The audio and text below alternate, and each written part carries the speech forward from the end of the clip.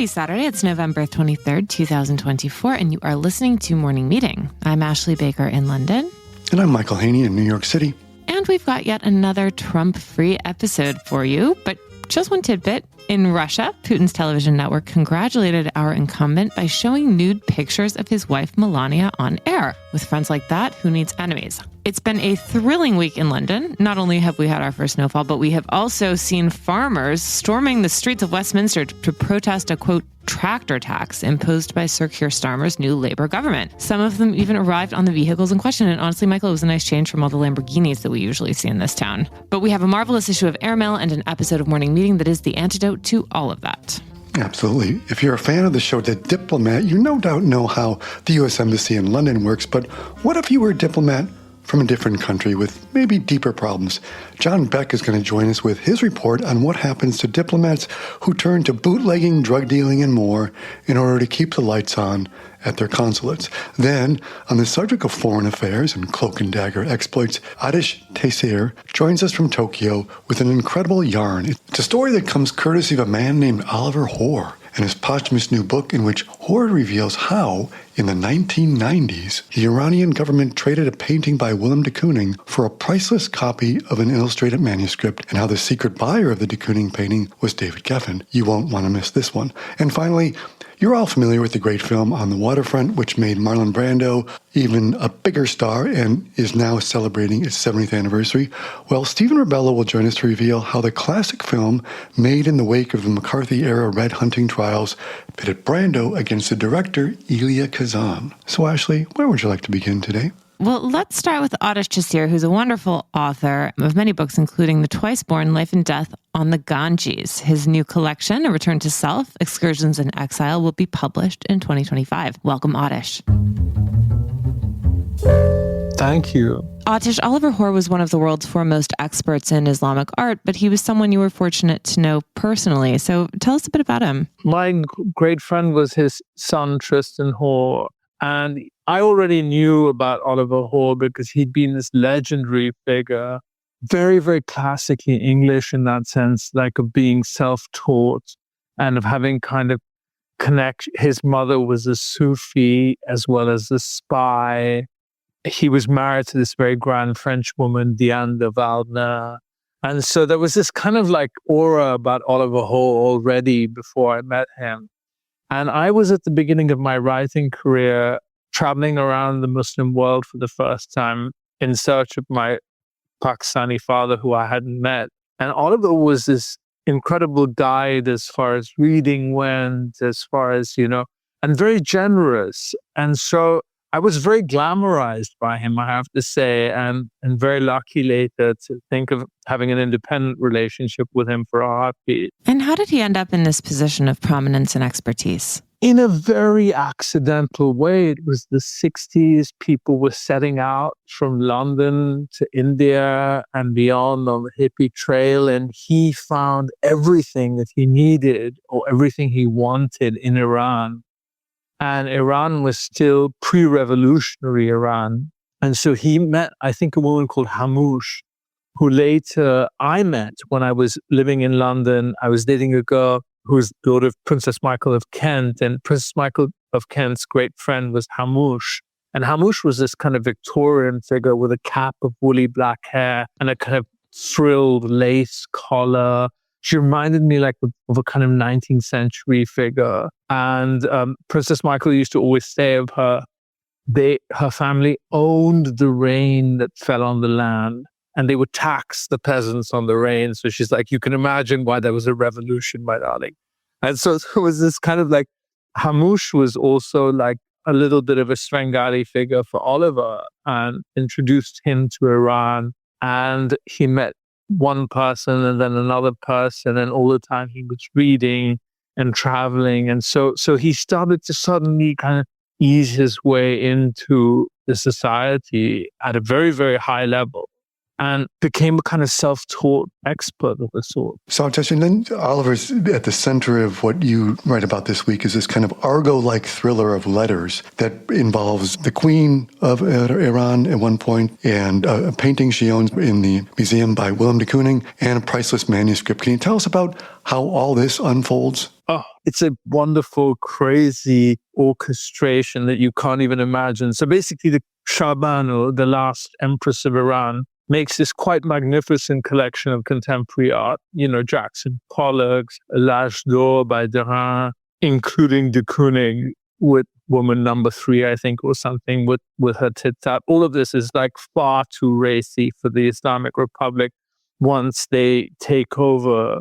At the same time, simultaneously, the great Iranian epic, the Shahnameh, has been not only moved out of Iran, but is being broken up and being sold piecemeal. So this really absolute treasure of national sovereignty and of belonging in Iran is kind of just no longer whole. And so Oliver, once the revolution has happened, starts to meet people who tell him that the Islamic Republic is very interested in getting this entire manuscript, but there cannot be a sale because there would be charges of corruption.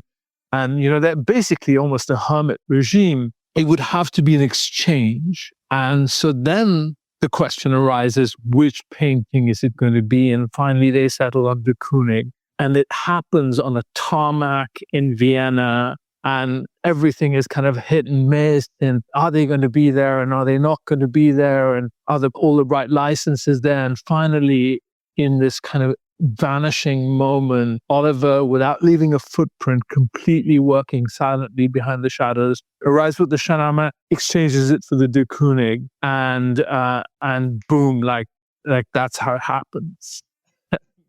Both parties kind of vanish into the night. And this is the subject of the book you're writing about this week, which is called The Exchange. Tell us a little bit about why it's being published now. I mean, Oliver died in 2018. What was the holdup? So Oliver had been working on this before his cancer. He'd been working kind of quietly on this book. I don't think it'll be wrong for me to say his sons, when they were reading the book, it's quite racy as it is. Lots of stories of hashish and orgies and lots of moments in the Key Club in Iran. And they were a little bit frightened of the manuscript themselves. But it's one of these books that I think, unfortunately, modern publishing is now so proposal oriented, and it doesn't really admit for eccentricity and for a voice like Oliver's. And so I don't know if it it's found, I think, as a small publisher or a self-publishing. It's a very small publication in England.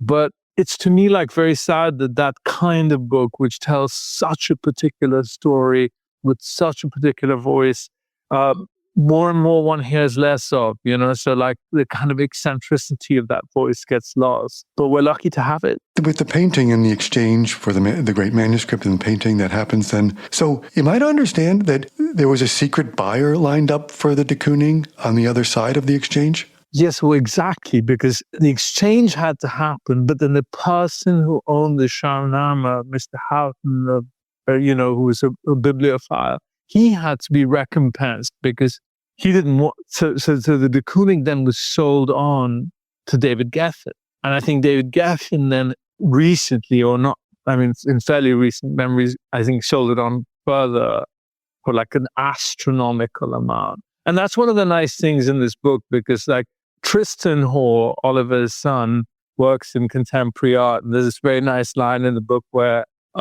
Tristan says to his father, he says, the nice thing about contemporary art is that you don't really have to know anything about it.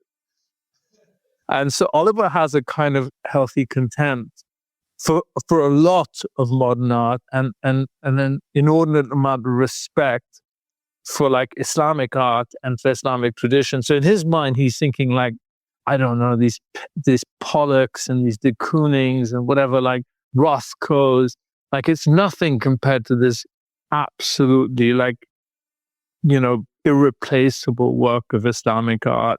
So he hasn't quite computed the value and the numbers and, what's going on in the modern art market. And of course, like the de Kooning is a huge, it's a rival, and it's first with Geffen and then its sale later causes massive furore in its own right. Yep.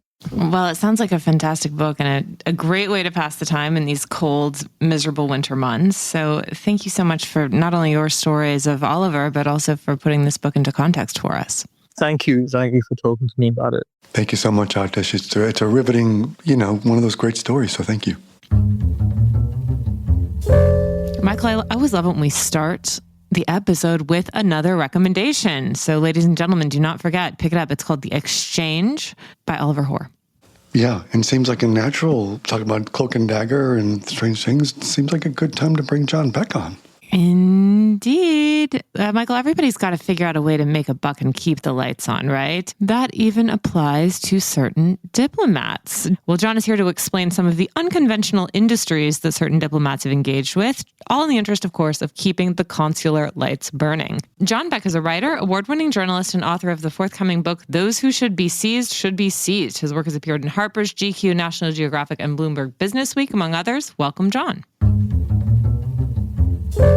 Thank you for having me. So, John, we've all heard of diplomatic immunity, but you've got some reporting this week that I think would fall under the kind of rubric of diplomatic insanity and sort of, bootlegging, drug dealing, people starting Airbnbs inside of consulates. Can you tell us a little about this story and how you discovered it, and in particular, maybe the North Korean situation? Sure, of course. So the story has been something, or the topic has been something of a long-term, I don't want to say obsession, but certainly interest of mine. Essentially how diplomatic outposts from failed or authoritarian or sanctioned states can end up estranged from home and having to sort of fend for themselves. My first experience of that was back in 2015. I was trying to get to Libya to report on the situation with ISIS there. But at the time, the country was sort of split apart by two rival governments, one in Tripoli and one far to the east in Tobruk. And the loyalties of the embassies were split apart too. So I was at the time living in Istanbul, and that Turkey had aligned itself with the Tripoli government. So in order to get a visa to Tripoli, you needed to get a visa from Istanbul. If you wanted to visit the other side of the country, you needed to get a visa from somewhere else. So, obviously that's startling enough in consulates, kind of embassies splitting apart. And then you've got this reporting this week about North Korea in particular, and they sort of seem to be starving themselves from within in these consulates and the lengths to which the people there are going to sort of keep the lights on in a way, right? So North Korea is probably the most striking example here, I think, because as well as being cut off by sanctions, they're cut off by policies from Pyongyang, which basically mandate that they support themselves. And some of that's done legally or was done legally, and some of it's done illegally. Back in the 70s, there were reports from the Nordic countries that police had shut down operations smuggling vast amounts of booze and cigarettes in order to sort of sell them on the black market. Then back in the 90s, there were reports from diplomats in African countries even having to feed themselves just through fishing. But it goes much broader than that. It's selling beef in India in contravention of local regulations, selling meth, more bootlegging, rhino horn. So it goes on and on and on. One of the examples that I mentioned in the piece is in London, so a little more recently than that. I spoke with Ji Hyun, who's a North Korea de facto who now lives in the UK. And once on a visit to London, she found a North Korean newspaper, Rodong Sinmun, which is the official newspaper of the Central Committee of the Workers' Party. She found that on sale in a newsagent in London. She saw that as just another sort of money-making scheme from them. Staff were apparently very tight for cash at the time, and there were also stories of them, buying bits and pieces from flea markets that they could fix up and resell or to send home. So it's by far the most striking example, I think. As you articulate in your reporting this week, it seems almost, I was going to say pathetically, but sadly, the prime motivator here, at least for the North Korean diplomats, seems to be just simple survival, right? Well, I think survival is one aspect. Another is certainly sending money back home, essentially as a way around sanctions. And that's, what diplomats do is only part of a bigger picture here. For example, they used to run a chain of restaurants. There were some in Dubai and Abu Dhabi and various other Asian countries. They too were sending money home. And recently, Jean is now a researcher, and she recently uncovered a scheme from the International Taekwondo Federation, which is North Korean backed, also to funnel money back home from Vienna. So it's survival, but it's money making too. Yeah. I guess it's you sort of like you're diplomat, you're operating, as we said, under diplomatic immunity, but you're allowed to sort of like run your own little show there in some ways, right? To a degree, absolutely. But I mean, I think the example I mentioned from the 70s of this sort of vast black market cigarette and booze smuggling, at the time there was, I think, outrage that the idea that they could do whatever, they thought that they could do whatever they wanted to do under the veil of diplomatic immunity. So I mean, it only goes so far. Yeah. I was kind of most intrigued by, I think we touched on at the top of the conversation, that in Berlin, the North Korean embassy even opened a youth hostel inside the compound there, right? Right, yeah. So this was when they reopened the embassy there.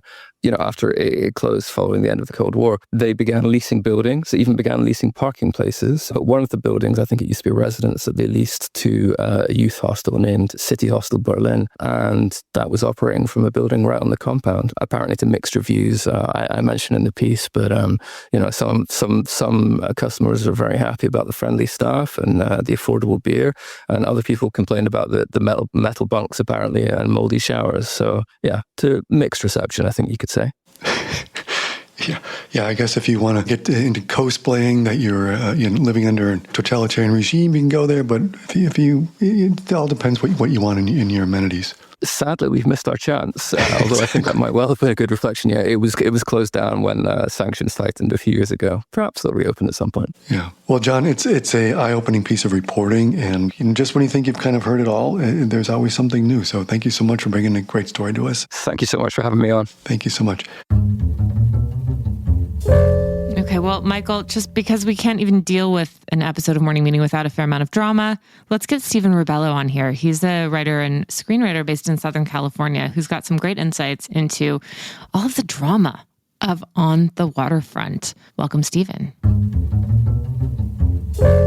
My pleasure. All right, so you've got one of my favorite pieces in a long time in the issue this week. It's about, on the 70th anniversary of one of the greatest films ever, On the Waterfront, you've got a very revealing story about the background, backscene, backstory tension between the director, Elia Kazan, and Marlon Brando, and how the film almost didn't get made because of Brando's dislike for Kazan. So can you take us back and tell us what happened and why? Well, this is a very difficult time in American politics and American history. And Marlon Brando, for being the raging id and brilliant talent that he was a really passionate man about politics and about just treating people with basic decency and dignity. He felt that Elia Kazan, with whom he had a brilliant working relationship on Streetcar Named Desire, had done America and himself a terrible disservice by being a friendly witness during the McCarthy era. It was personal for Brando because many of his friends, their livelihoods as artists were completely affected by what happened during the blacklist, naming names and accusing people of being communists, sometimes without very much reason. And of course, one of the people whose careers were affected was Marlon Brando's own sister, Jocelyn. And so it was very personal for Marlon Brando, as well as, he had huge philosophical differences with Kazan. So Brando, who at the time was the biggest thing in movies, as the cliche goes, was getting offers for everything. And any movie that was being made, he was getting the offer to be the lead. And so he got this one, and it was just another one. But this had a personal charge to it because it was Kazan wanting him for this role. Although, frankly, Kazan wanted to avoid Marlon Brando and go with Paul Newman, who was basically unknown at the time. He thought Paul Newman was, in his words, more masculine, more genuinely masculine. And in any case, Brando, as he did with most of these offers, just sort of wrote them off, ignored them. He didn't even read the script for On the Waterfront. He just returned it unread. They had even inserted little markers in the script because if anyone would turn the page, these markers would fall out, and all of those markers were intact. So Brando was basically playing a game with them. He really did not want to be part of this movie at all. He didn't like the character. He really didn't like Kazan. And the script, as you note, written by Bud Schulberg. The story, here's a guy with Kazan and Schulberg who name names, and yet the story is about, sort of in the film, about legitimizing people who, in some ways, turn people in, right? Yeah. For both Kazan and Schulberg, it was kind of a self-vindication that there was a nobility, that there was somehow a grace in blowing the whistle on people who were doing wrong things or bad things in their eyes. It doesn't just defend informants, it kind of sanctifies them, as you write.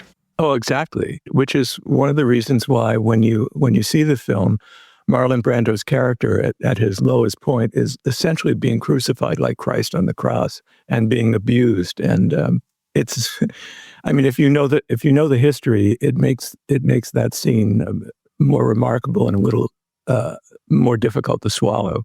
It's already pretty difficult to swallow. So you've got Brando, doesn't even deign to read the script from this director, who, by the way, basically, as you note, made him a star 5-6 years earlier, directing him in A Streetcar Named Desire, a film that essentially created the Brando mystique from the get-go. He wants to move on, and yet the guys at the studio, the money men, as you report, want Brando. What comes around for it? What changes? How does he change his mind on this? It was pretty simple and, again, very personal, because these stories are always personal. Basically, Kazan agreed to let Brando leave the set whenever he needed to see his psychiatrist. And that was the magic, that was the open door for Brando, that if he could see his shrink. It was a control issue. He was basically trying to rub Kazan's nose in, I'm the star now, not you. And I can get what I want. So there was a great deal of gamesmanship going on as well. So, Brando certainly had his, as all of us do, had his childish, petty side. And this was his way of controlling Kazan and really putting him in his little corner. I want to go back to what you just said about gamesmanship and what you said a moment earlier as well about dangling the name of Paul Newman out there. And other people, even Frank Sinatra, as you know, was considered. And you also mentioned the Red Scare, but tell us about what you learned about Paul Newman and the dangling of that name and how he described Newman in opposition to Brando and what we're supposed to read between the lines back then. Well, that's a lot to unpack there. And it's a lot to unpack in the book. If I'm reading between the lines as I think, accurately as I think I am, and having read so much about Kazan and researched so much about him, Kazan was obsessed with a masculinity, kind of a hyper-masculinity. And I think what Kazan knew about Brando, having worked with him, and Brando being so open about who he was that Brando was bisexual. For Kazan, somehow this was not equated with his idea of what masculinity was about. He didn't know very much about Paul Newman. He only knew that Paul Newman looked a certain way, had a certain talent, and was working on stage at the time. He was doing a number of shows and wanting to be in films very much. And so there was an attempt with Paul Newman to get him screen tested with, by the way, Joanne Woodward, as a possibility for playing the female lead On the Waterfront. And so a test was done. They used basically what we would know as the bench scene from Carousel, but it's really the bench scene from Lilium, the play on which Carousel is based. But it's a character, Billy Bigelow, who is, again, masculine and boisterous and not particularly articulate, trying to woo this more innocent young woman.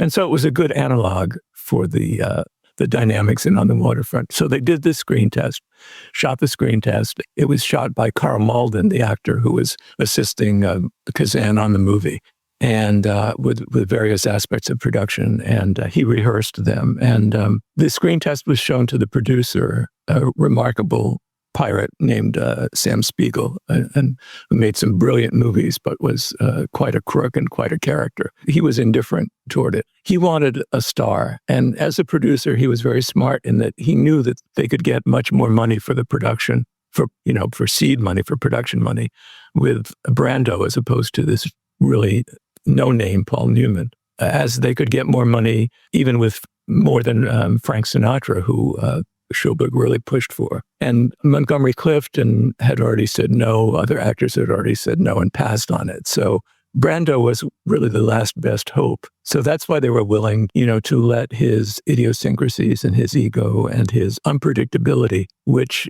channeled correctly, could be extraordinary on screen just as it could on stage. There's a saying in Hollywood about these things being fated, and they're fated to be, and the right person always gets the role. I don't believe that for a second. But in this case, I think the right person did get the role, although it's easy to imagine some of the other people in that role. He takes the role, comes out the other side with an Academy Award for Best Actor that year. Do you think that was Kazan's direction of him, or was Brando inhabiting that character and making it known? Was it one of those collaborations that they just grit their teeth and made something great together? I think that Brando finally saw the possibility for poetry and for beauty and grace in the role of an inarticulate man who's struggling to become something else. And it's a very old-fashioned movie if you look at it in a certain way, in that it really is the redemptive role of love and how a relationship can change someone.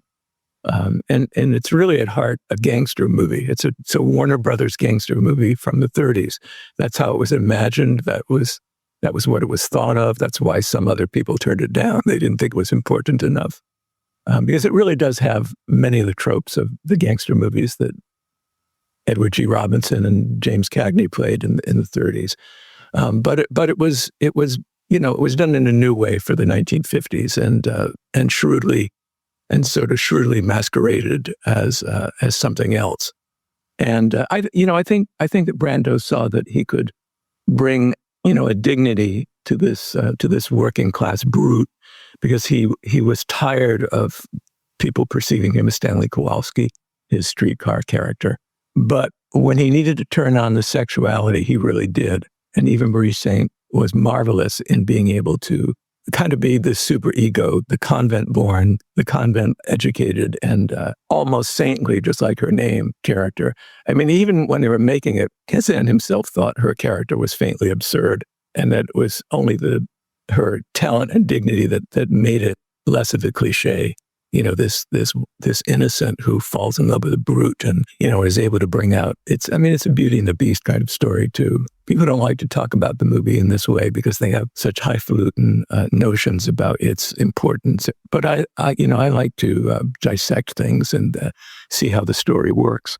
Well, your story is a magnificent piece of insight and reporting, and worthy of the magnificent film that it is. So I feel so fortunate to have read it. It's inspired me, and I'm sure this conversation will inspire many of our listeners to go back and look at the film anew through the eyes you've shared it with us. And can't thank you enough for a wonderful story. Well, thank you. I'm really gratified by the response to the book so far. It was written from the heart, and hopefully that shows. And the book's title once again, Stephen? A City Full of Hawks. On the waterfront, 70 years later, still the great American contender. Thank you so much, Stephen. It's been a pleasure having you here today. My pleasure. There's only one place to discover a global snapshot of the current cultural scene. AML's Arts Intel Report. Our international research tool for what to do and where and when to do it is user-friendly, continuously updated, and meticulously curated. Arts Intel is handy at home, on the road, and when you're planning your next trip. It also includes indispensable lists of restaurants and hotels in key cities around the world, recommended by our well-traveled experts. Explore Arts Intel at ml.news/arts-intel, and be sure to sign up for our Week in Culture newsletter, which is published every Wednesday afternoon at ml.news/WIC. I'm Chris Garrett, ML Deputy Editor, and I never leave home without it. Bon voyage. It is time for recommendations, and I know you have something for us. I've got 2 words, Gladiator 2. Okay, yeah, you and my 11-year-old son, what'd you think? Well, I haven't seen it yet. Charlie got invited to an advanced screening? I hope so, but I'm saving it for this weekend. I want to see it in the big IMAX when it's opening. I'm excited. I love the first one. I'm excited about Ridley Scott's follow-up to it. It's getting a lot of attention, so that's where I'm going to be. Did Charlie like it? It's already been out in London for a week, sorry to say. I know, because you had the royal premiere there. You had King Charles walking the line, doing the shake and greet, right? Yeah, it was a tough choice between that and Paddington 2, but, we had to do God's work there. Okay. I think it's rated like NC-17 or something. So sorry to the grandparents as well as all of Charlie's school teachers, but nothing but love for that movie. Well, I'm excited. Don't spoil it for me. And you, my dear, what do you have? I'm really moderately embarrassed because I have not read the novel Orbital by Samantha Harvey until now, because last week or a few weeks ago it won the Booker Prize. Have you read it, Michael? No, but I actually just went out and got a copy because I thought it sounds beautiful, so I want to read it. Tell me everything I need to know.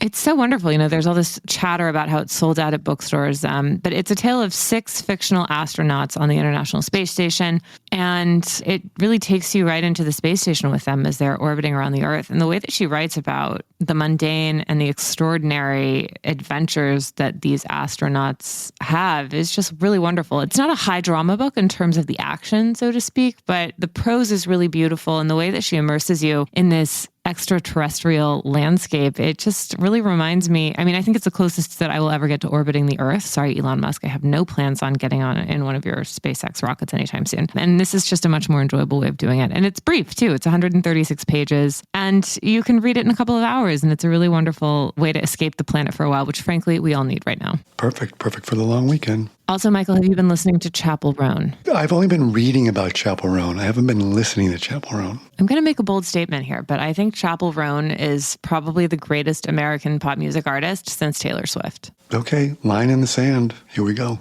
I'm sorry. Her debut album is called The Rise and Fall of a Midwest Princess, and it came out last year in 2023, but she just really took off this summer. She played here in London at the O2 in September, and I didn't go to the show, and I will never forgive myself, but I've been listening to it on repeat. It's sort of like synth pop, art pop, whatever. She's very performative, a la Lady Gaga, in terms of the way she dresses and the way that she presents herself, but, you know, she's a musician from a small town in Missouri, and she put out these 14 songs that are all about sort of, you know, being who you are and telling her story of going to the big city. And it's just so wonderful. I love all of them. I mean, my kids and I are listening to it 24/7. It's a great album. And if you don't like it, Michael, you know, you're going to love it. You like Billie Eilish. You love all these pop music stars. So if you need a bit of a lift, I highly recommend it. Chapel Roan's The Rise and Fall of a Midwest Princess. Well, you're the Midwest princess who only keeps rising. So let's just leave it there.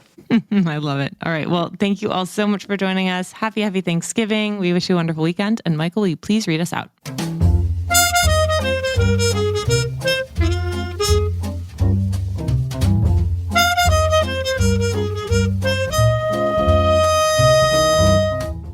Morning Meeting is produced by Airplay Productions and edited by Jesse Cannon. Our co-editors are Graydon Carter and Alexander Stanley. Our chief operating officer is Bill Keenan. Our deputy editors are Ashley Baker, Chris Garrett, Nathan King, Shirley Vitale, and Ash Carter. Our CMO is Emily Davis, and our music supervisor is Randall Poster. The theme music is The Cute Monster by the Buddy Collect Quintet. A new edition of Airmail is published every Saturday, so please subscribe and enjoy all of our stories on airmail.news, which we update every day. You can also find us on Twitter and Instagram at Airmail Weekly. We will be back here next Saturday with another edition of Morning Meeting, but in the meantime, be sure to subscribe at Spotify or Apple Music, but most of all, thank you again for joining us.